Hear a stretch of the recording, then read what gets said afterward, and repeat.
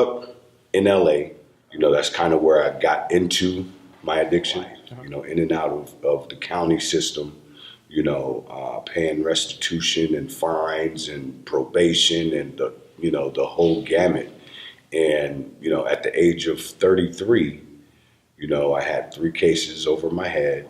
I never in my life considered, stopping what I was doing because I enjoy getting high. I enjoy the effects of drinking.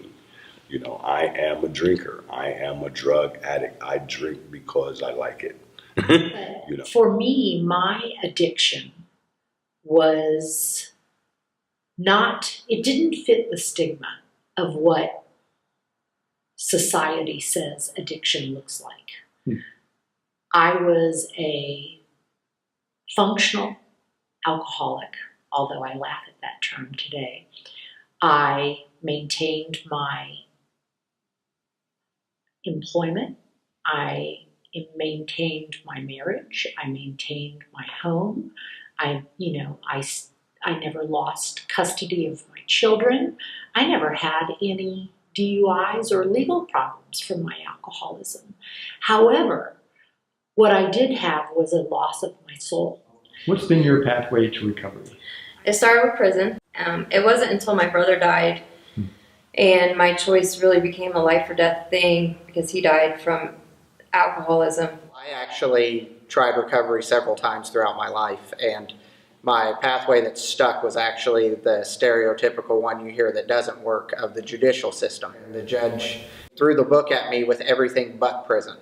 Gave me a long extended period of house arrest. I had to have an alcohol monitor I walked around with all day long. I had to blow into it every time they told me to, and during that journey I was still, kind of court ordered to go to the treatment center, and I met actually a peer recovery coach there. And it was the first time ever in my life that someone asked me what I wanted to do in my recovery. He treated me like a peer. It was the first time throughout any recovery where someone hadn't talked down to me or told me what I needed to do.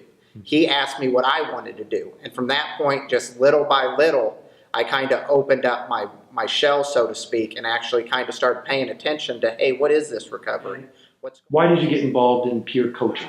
I took a part-time job at a treatment facility here in town as merely a tech. So I would be working with people who were in treatment just out of detox in a 14-day intensive inpatient program.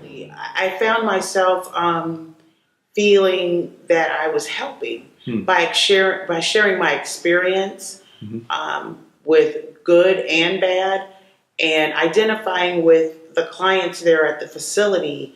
I was able to see myself in them, and that was it was huge for me.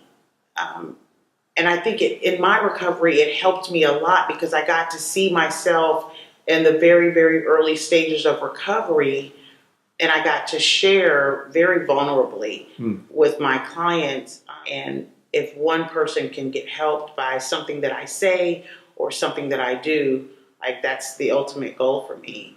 So that's when I first got my first experience with being a peer. And the bug just kind of bit me from there. Because recovery coaching is not about how I got clean. It's not about my path. Recovery coaching is supporting that recovery in whatever way they need. And what, if you had to leave something with people about recovery, that we can and do recover.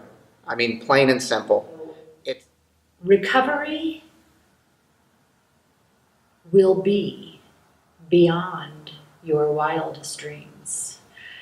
Give yourself a chance to do something different. Take that opportunity, because who knows if we'll ever get it again.